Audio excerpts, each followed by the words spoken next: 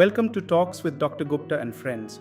Today we are analyzing one of the most critical economic realities of our time, India's youth employment landscape in the era of artificial intelligence. India stands at a fascinating geopolitical intersection. It possesses the world's largest youth population with a median age around 28. Hundreds of millions of Gen Z and Gen Alpha individuals are preparing to enter the workforce. On paper, this demographic dividend is India's ultimate competitive advantage. On the ground, however, we are witnessing a complex structural paradox.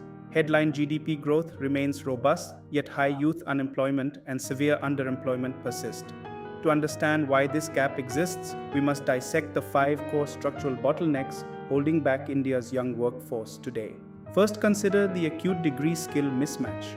Every single year, millions of students graduate from higher education institutions across the nation.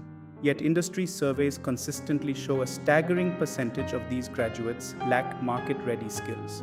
Our academic ecosystem has historically incentivized rote memorization and theoretical examinations over practical execution and critical inquiry.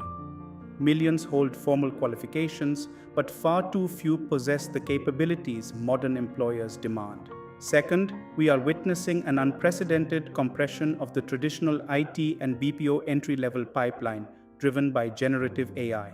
For 3 decades, the Indian IT services sector served as the primary engine of middle-class social mobility. Today, automated code generation, intelligent workflow platforms, and autonomous AI agents are rapidly taking over basic programming, testing, customer support, and administrative routines. The entry-level hiring ladder is shrinking precisely when youth demographics are peaking.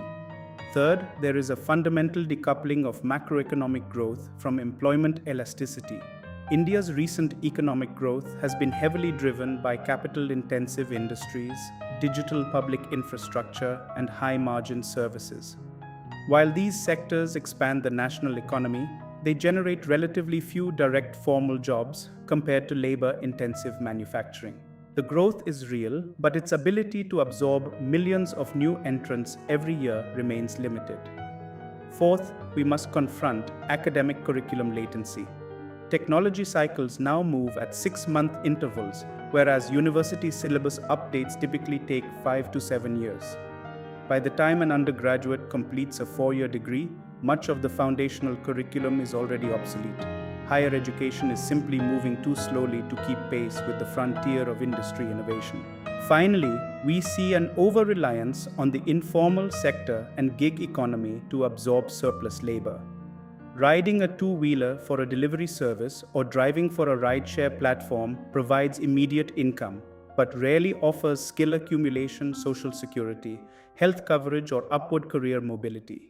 Masks of gig work frequently hide deep structural underemployment, preventing young workers from compounding their economic value over time. Welcome to part 2 of Talks with Dr. Gupta and friend. We now explore pathway of re-engineering academia and policy for Gen Z and Gen Alpha.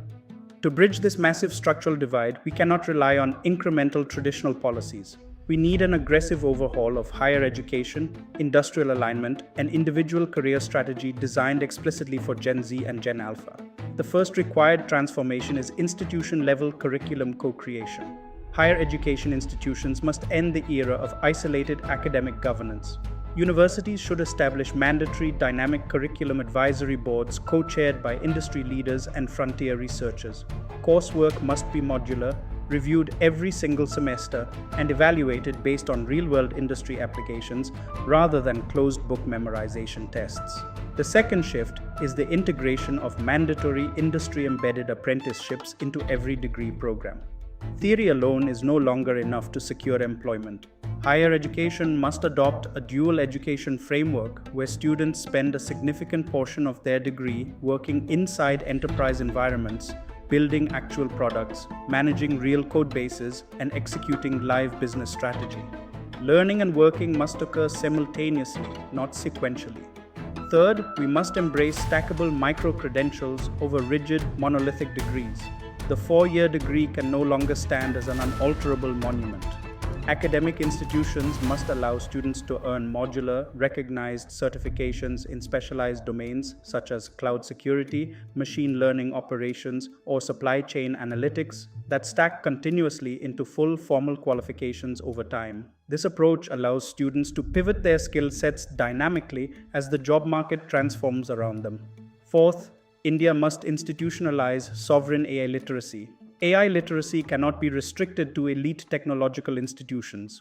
Basic fluency in prompt architecture, autonomous agent workflows, AI ethics, localized language models, and automated data pipelines must become core requirements across every discipline from humanities and law to medicine and management.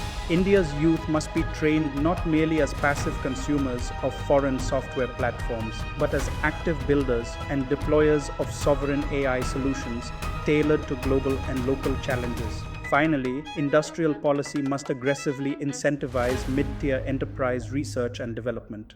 Policymakers must offer targeted tax credits and co-investment frameworks to domestic companies that build in-house training incubators, hire entry-level talent, and actively invest in upskilling programs.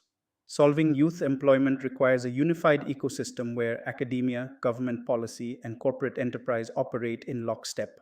As automation transforms traditional roles, entirely new categories of high value work are emerging. To navigate this landscape, young professionals and policymakers must understand how career opportunities will evolve across three distinct timelines over the next decade and a half.